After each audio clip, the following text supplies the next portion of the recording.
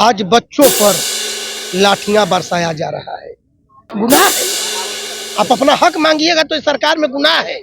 हाँ, अभी देखे हैं ना देवी गायिका को, एक औरत का अपमान किया गया है जिन्होंने गाना गाया कि रघुपति राघव राजा राम पतित पावन सीताराम ईश्वर अल्लाह तेरो नाम। मतलब इस तरह का भावना, मतलब ईश्वर का नाम लेना और अल्लाह का नाम लेना, मतलब गांधी जी का जो बात है उसको खत्म कर देना। क्या नाम हुआ सर? मेरा नाम है बाल गोविंद बिन और वीआईपी पार्टी के बिहार प्रेसिडेंट, बिहार प्रदेश। बिहार प्रदेश।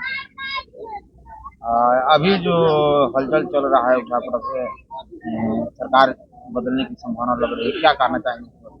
देखिए, जो बिहार में वर्तमान जो सरकार चल रही है, ये सरकार आज देख रहे हैं जो देश के भविष्य, जो देश के भविष्य के साथ खिलवाड़ हो रहा है। आज बच्चों पर लाठियां बरसाया जा रहा है, बच्चों के भविष्य के साथ खिलवाड़ हो रहा है। अब इससे बड़ा बिहार नीचे कोई कल्पना नहीं कर सकता है कि आने वाला भविष्य के ऊपर कोई लाठी बरसाए। अब इससे दुर्दशा क्या है, तो इससे हम क्या कहेंगे? तो अपना हक मांगना गुनाह है क्या सर? गुनाह है। आप अपना हक मांगिएगा तो इस सरकार में गुनाह है। हाँ, अभी देखे हैं ना देवी गायिका को, एक औरत का अपमान किया गया है जिन्होंने गाना गाया कि रघुपति राघव राजा राम पतित पावन सीताराम ईश्वर अल्लाह तेरो नाम। मतलब इस तरह का भावना, मतलब ईश्वर का नाम लेना और अल्लाह का नाम लेना, मतलब गांधी जी का जो बात है उसको खत्म कर देना। मतलब इस देश में गांधी नाम का कुछ चीज नहीं रहे, अंबेडकर जी कुछ नहीं। आज जो वर्तमान सरकार चल रही है, इन लोगों का मनसा है कि गांधी यहाँ से खत्म हो जाए, यहाँ से अंबेडकर खत्म हो जाए, यहाँ से भगत खत्म हो जाए, यहाँ से चंद्रशेखर खत्म हो जाए, यहाँ से अशफाक खत्म हो जाए। जो देश के लिए सारे लोग अपनी कुर्बानी दिए हैं, यहाँ के केंद्र की सरकार बैठी हुई का सोच है कि खत्म हो जाए। बस हिंदू मुस्लिम मंदिर मस्जिद, मतलब जो बच्चे हैं, जो हम लोग इंसान के बीच इंसानियत की बात नहीं है। और हम कहते हैं, वीआईपी पार्टी कहती है कि धर्म से ऊपर एक इंसान है। जो भगवान जब यहाँ बनाकर इंसान को जब पैदा करता है तो हिंदू मुसलमान नहीं पैदा करता है। भगवान जब यहाँ भेजता है तो केवल इंसान बनाकर, और हम लोग इंसान हैं। देवी जो गायिका है लोकगीत का, क्या ऐसा गीत गा दिए कि वो लोगों को भड़क? बस यही गाना गाई कि रघुपति राघव राजा राम पतित पावन सीताराम ईश्वर अल्लाह तेरो नाम। बस इतना ही तो कही बेचारे। इसमें कहाँ इसमें गलत लग रहा है? जिसे उन लोगों को, बीजेपी वालों को लग रहा है गलत है। अच्छा। उन लोगों को लगा कि जो गांधी जी जब गाते थे तो गांधी जी का गाना क्यों गाई। अच्छा। उन लोगों का क्या नाम था कि देवी गावे कि यहाँ हिंदू मुसलमान लड़े, मंदिर मस्जिद का बात करे। मतलब उन लोगों का क्या नाम था कि केवल तुम नफरत की बात करो, ईश्वर अल्लाह का नाम मत लो। तो मौके पर संभाले वो अश्विनी चौबे ने बोला कि जय श्री राम का नारा लगाया। अश्विनी चौबे ने कहा जय श्री राम, तो और लोगों ने कहा कि सॉरी बोल दो, माफी मांग दो।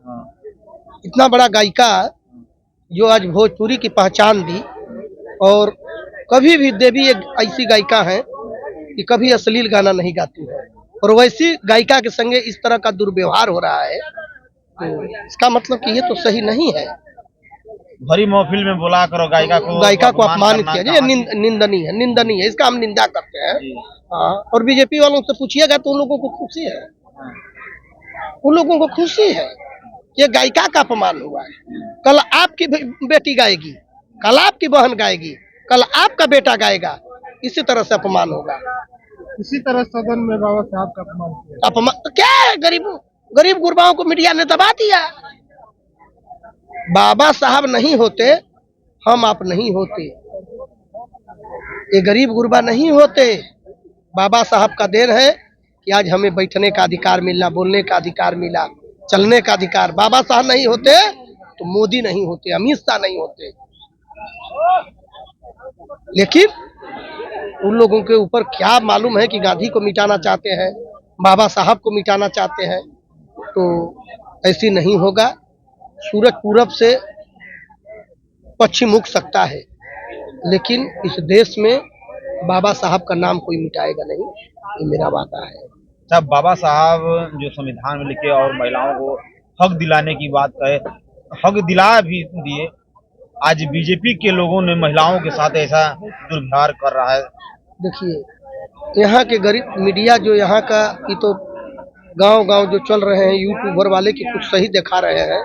यहाँ की शीर्ष मीडिया जो बिकी हुई है, हकीकत नहीं दिखा पा रही है। और यहाँ के गरीब गुरबाओं को केवल 2000 की बात की जाती है, 5 किलो राशन की बात कही जाती है। हम बार बार कहते हैं कि यदि यह अंग्रेजों का नहीं आया ज्ञान, यदि अंग्रेजों को ज्ञान आ गया होता कि नहीं 5 किलो राशन देने से इंडिया गुलाम हो जाएगा, तो आज यदि अंग्रेज 2 किलो केवल राशन दिए होते तो इस देश में आज भी अंग्रेजों का शासन होता। क्योंकि यहाँ के लोग चाहते हैं कि 2 किलो राशन मिल ही रहा है, तो क्या जरूरत है अंग्रेज जाए। लेकिन आज यह सरकार कभी शिक्षा पर बात नहीं कर रही है, यह सरकार कभी बेरोजगारी पर बात नहीं कर रही है, यह सरकार महंगाई पर बात नहीं कर रही है। हाँ? सोच लीजिए, खाली मंदिर मस्जिद युवाओं के लिए पढ़ाई की बात नहीं कर रही है। मेडिकल की पढ़ाई कितनी महंगी हो गई। हाँ? क्या नाम है कि इंजीनियरिंग कॉलेज की पढ़ाई कितनी महंगी हो गई। प्राइवेट स्कूलों में कितनी कलम कापी किताब की महंगी हो गई। जो पढ़ने की चीज है उस पर 18% GST लगा दिया गया। हाँ?